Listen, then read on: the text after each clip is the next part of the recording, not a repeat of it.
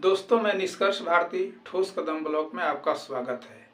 आज 3 जनवरी माता सावित्रीबाई फुले का जन्मदिन है, तो उनके चरणों में शत शत नमन। माता सावित्रीबाई फुले का जन्म 3 जनवरी 1831 को महाराष्ट्र के सतारा जिले के नए गांव में हुआ था। उनके माता का नाम लक्ष्मीबाई तथा पिता का नाम खंदोजी था। उनकी विवाह 9 वर्ष की उम्र में यानी कि 1841 में ज्योतिबाराव फुले के साथ हुआ था। ज्योतिबाराव फुले भी मात्र तीसरी कक्षा तक पढ़े थे। वे एक सामाजिक कार्यकर्ता थे, लोगों को जागरूक करते थे, अंधविश्वास कुरीतियों से बाहर निकालने का काम करते थे।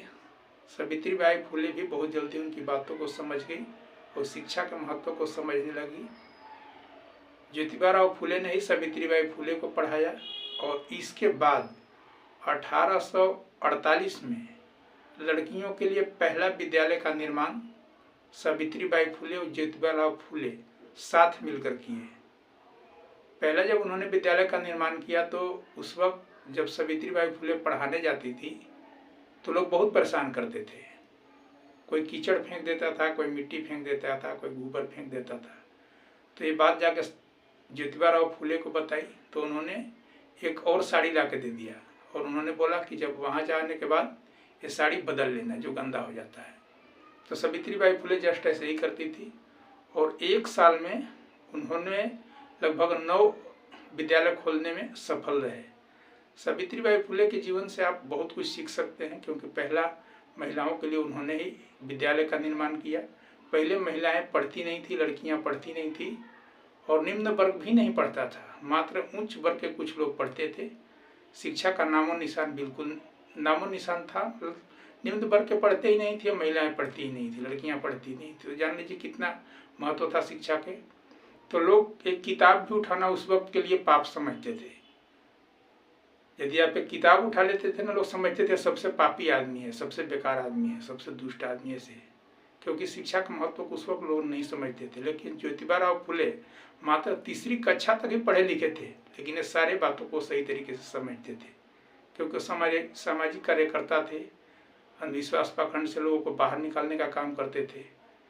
और सावित्रीबाई फुले का जन्म जो है बहुत संघर्षशील है। उनके जन्म से बहुत कुछ आपको सीखने को मिलेगा, क्योंकि महिलाएं जो आज पढ़ लिख रही है मात्र सावित्रीबाई फुले के वजह से। फिर बाबा साहब ने जब संविधान लिखा तो महिलाओं के लिए पढ़ने का अधिकार दिया। और सावित्रीबाई फुले प्रथम शिक्षिका थी, अध्यापिका थी। उनका जीवन संघर्ष बहुत कठिन है, उस तरह से करना कितना मुश्किल होता है। आज भी आप एक नए काम शुरू करेंगे तो 10 लोग टांग खींचने के लिए तैयार हो जाते हैं, कहते हैं इसको बाहर करो, भगाओ, ये क्या कर रहा है, इससे ये हो जाएगा, वो हो जाएगा। उस वक्त के लिए पढ़ना या विद्यालय का निर्माण करना कोई आसान बात नहीं था। आज भले ही आपको लगेगा कि यार कोई बड़ी बात नहीं है, लेकिन ये बहुत बड़ी बात थी उस वक्त, क्योंकि महिलाओं को किताब छूना भी एक पाप लगता था।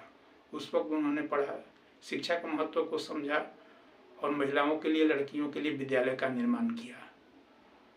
और उनकी जो है प्ले बीमारी के कारण जो है शायद लास्ट में देहांत हो गया था। तो उनके जीवन बहुत कठिन है।